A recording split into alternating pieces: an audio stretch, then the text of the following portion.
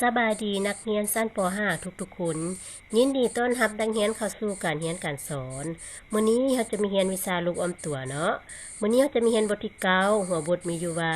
ระบบถ่ายเทข้อ1โครงประกอบสร้างของระบบถ่ายเทระบบถ่ายเทประกอบด้วย 1. หมากไขหลัง 2. พกเหยี่ยว 3. ผิวหนัง 4. ปอดและลำไส้ใหญ่ข้อ1จำ1หน้าที่ของระบบถ่ายเทเนาะบัดนี้เรามาเบิ่งหน้าที่ของแต่ละอันว่ามันเป็นจังได๋นะพวกหลานเนาะหมากไขหลังและพกเหยี่ยวเป็นอวัยวะที่สำคัญในการขับถ่ายสิ่งเศษเหลือที่เป็นน้ำเหยี่ยวผิวหนังขับถ่ายสิ่งเศษเหลือโดยขับออกทางต่อมเหงื่อที่อยู่บริเวณผิวหนังปอดขับถ่ายก๊าซคาร์บอนิกและน้ำออกโดยทางปนกับอากาศเวลาหายใจออกลำไส้ใหญ่เฮ็ดหน้าที่ขับถ่ายอาจมออกทางทวารหนักเนาะ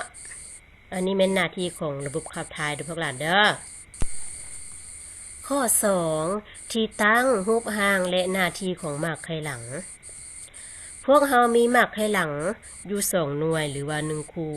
ซึ่งตั้งอยู่2ข้างของกระดูกสันหลังบริเวณเอวหมากไขหลังมีรูปร่างคล้ายคือเม็ดถั่วยาวประมาณ10-53 ซนติเมตรและกว้างประมาณ5 ซนติเมตรน้ำหนักประมาณ150 กรัมต่อจาก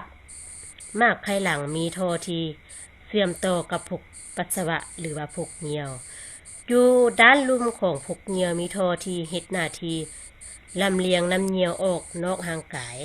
หน้าที่สำคัญของหมากไขหลังแม่นเฮ็ดหน้าที่ต่องสิ่งเศษเหลือจากเลือดแล้วขับถ่ายออกนอกร่างกายเป็นน้ำเหยี่ยวนั่นเองพวกหลานบัดนี้เราจะมาเบิ่งรูปภาพเนาะรูปภาพประกอบหมากไขหลังนะพวกหลานเนาะเห็นบ่พวกหลานตัวสีแดงๆอยู่เทิงสุดนี่เนาะจะเป็นหมากไขหลังนะพวกหลานเด้อและเป็นท่อลงมานี่จะเป็นท่อหมากไขหลังแล้วอยู่ลุ่มสุดนี่ก็คือพกเหยี่ยวนะพวกหลานเนาะอันนี้แม่นที่ตั้งและรูปร่างของหมากไขหลังนะพวกหลานเด้อข้อ3พยาธิที่เกิดขึ้นกับหมากไขหลังพยาธินิ่วหมากไขหลังผู้ที่เป็นนิ่วหมากไขหลังสาเหตุมาจากการกินอาหารบ่ได้สัดส่วนหลายเส้น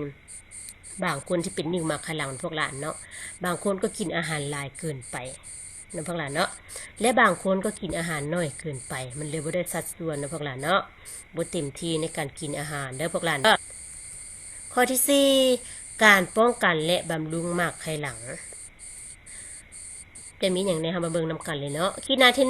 1ดื่มน้ำสะอาดให้หลายและรับประทานอาหารให้ครบหมวดโดยเฉพาะผักหมากไม้ทุกมื้อนี้เนาะพวกหลานเนาะต้องกินผักกินหมากไม้หลายๆพวกหลานเด้อให้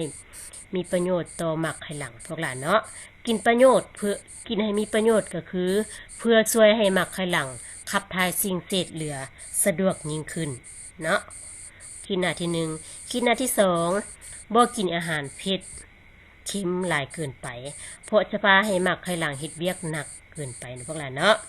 ขีดหน้าที่3บ่ดื่มเครื่องดื่มมึนเมาอันนี้ห้ามแท้ๆนะพวกหลานเนาะขีดหน้าที่4ออกกำลังกายสม่ำเสมอแต่บ่ควรให้บริเวณเอวถึกกระทบกระเทือนหลายเกินไปนะพวกหลานเนาะต้องออกกำลังกายอย่างระมัดระวังเด้อพวกหลานเด้อขีดหน้าต่อไปแม่นถ้ามีปัญหาในการขับถ่ายปัสสาวะควรไปปรึกษาแพทย์เนาะบทฝึกหัดข้อที่1หน้าที่สำคัญของหมากไขหลังแม่นหยังข้อที่2มีอวัยวะใดแดที่ช่วยในการขับถ่ายสิ่งเศษเหลือออกนอกร่างกายของคนเฮาข้อที่3อาหารประเภทใดช่วยให้การขับถ่ายสะดวกนะพวกหลานเนาะข้อที่4นักเรียนควรฝึกตนเองในการขับถ่ายหนักยามใดแดให้ดีที่สุดต่อร่างกายนะพวกหลานเนาะข้อกอตอนเช้าข้อขอตอนสวยข้อคอตอนค่ำข้องอก่อนนอนอันนี้มันบทฝึกหัดเด้อพวกหลานเด้อมหนี้บทเรียน